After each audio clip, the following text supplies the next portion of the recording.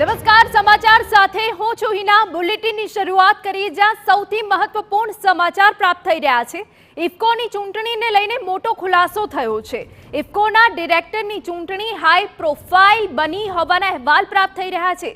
જયેશ રાદડિયાને હરાવવા માટે સામાજિક સંસ્થાના એક ટ્રસ્ટી મેદાને હતા। सूत्र पासेथी आ विगतो मळी रही छे અને ટ્રસ્ટીએ મતદારોને ફોન કરીને રાદડિયા વિરુદ્ધ મતદાન કરવા દબાણ કર્યાની માહિતી પ્રાપ્ત થઈ રહી છે। સામાજિક સંસ્થાના ટ્રસ્ટી અને મતદાર વચ્ચેનું રેકોર્ડિંગ થઈ જતા સમગ્ર મામલો સામે આવ્યો।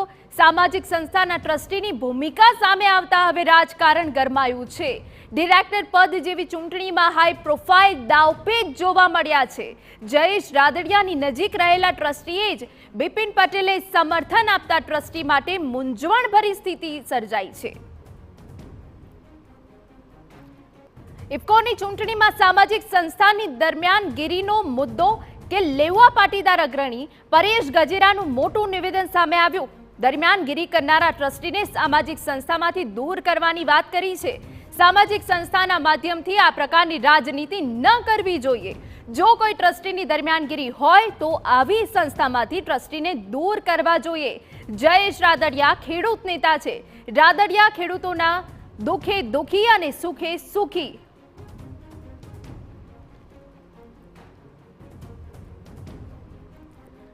તો પરેશ ગજેરાનું પણ મહત્વપૂર્ણ નિવેદન આ સમગ્ર બાબતને લઈને સામે આવ્યું છે।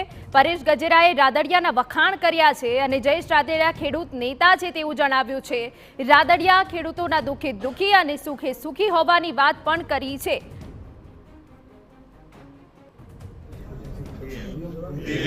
દેશની સૌથી મોટી સહકારી સંસ્થા ઇફકોના ડિરેક્ટર પદની ચૂંટણી છે તે હાઈ પ્રોફાઇલ બની ગઈ છે। ભાજપના મેન્ડેટને લઈને પહેલા વિવાદ થયો અને ત્યારબાદ હવે લેવા પાટીદાર સમાજની સામાજિક સંસ્થા છે તેમને પણ આ ચૂંટણીમાં દખલગીરી કરી હોવાની વાત છે તે સામે આવી છે। મારી સાથે લેવા પાટીદાર સમાજના અગ્રણી પરેશભાઈ ગજેરા છે। પરેશભાઈ, શું કહેશો? ઇફકોની ચૂંટણીમાં જયેશ રાદડિયાનો વિજય થયો છે, ઘણા બધા રાજકીય દાવપેચો પણ આ ચૂંટણીમાં જોવા મળ્યા છે। ખાસ કરીને સર્વપ્રથમ તો હું જયેશભાઈને ખૂબ ખૂબ અભિનંદન આપું છું ઇફકોની ચૂંટણીમાં જીતવા બદલ।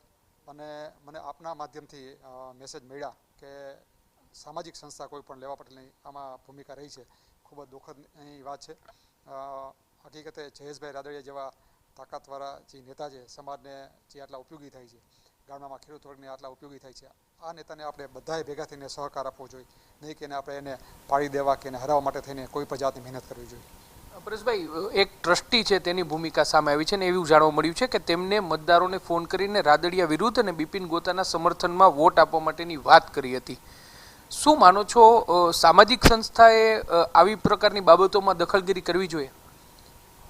હું ચોક્કસપણે માનું છું કે જરા પણ ન કરવી જોઈએ અને કોઈ પણ એવા ટ્રસ્ટી હોય તો એને તાત્કાલિક અસરથી એ સંસ્થાએ દૂર કરવા જોઈએ।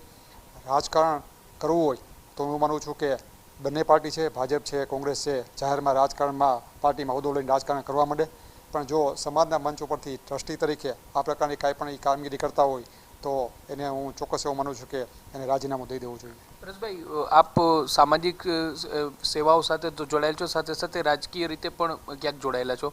શું માનો છો કે જયેશ રાદડિયાને ભાજપે મેન્ડેટ ન આપ્યું એ અયોગ્ય કહેવાય? ચોક્કસ હું એવું માનું છું કે આ સીટ માટે ઇફકો એવી સંસ્થા છે કે સહકારી સંસ્થા છે, ખેડૂતોની સંસ્થા છે અને વિઠ્ઠલભાઈ રાદડિયા અને જયેશભાઈ રાદડિયાનું બે પરિવારનું યોગદાન સૌરાષ્ટ્ર અને ગુજરાતના ખેડૂતો માટે રહ્યું છે। ખેડૂતોના દુઃખે દુઃખી ને ખેડૂતના સુખે સુખી આ પ્રકારનો એ પરિવારનો એ નાતો છે। તમે જો ડિસ્ટ્રિક્ટ કોઓપરેટિવ બેંક હોય અને ઘણી બધી એવી સંસ્થાઓ સાથે આ પરિવાર સંકળાયેલો છે।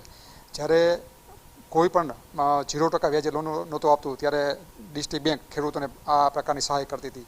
તો જયેશભાઈ રાદડિયા અને ઇફકોના ડિરેક્ટર માટે એકદમ પરફેક્ટ હતા અને મેન્ડેટ એને જ મળવું જોઈતું હતું એવું મારું માનવું છે। સ્પષ્ટપણે તો આ છે પરેશભાઈ ગજેરા કે જેઓ લેવા પાટીદાર સમાજના અગ્રણી છે ને સ્પષ્ટપણે કહી રહ્યા છે કે સામાજિક સંસ્થા સાથે જોડાયેલા કોઈ પણ વ્યક્તિ આ પ્રકારનું રાજકારણ છે તે ન કરવું જોઈએ અને સામાજિક સંસ્થાએ પણ જો કોઈ વ્યક્તિ આ પ્રકારની દખલગીરી કરી હોય તો તેને તાત્કાલિક અસરથી દૂર કરવા જોઈએ।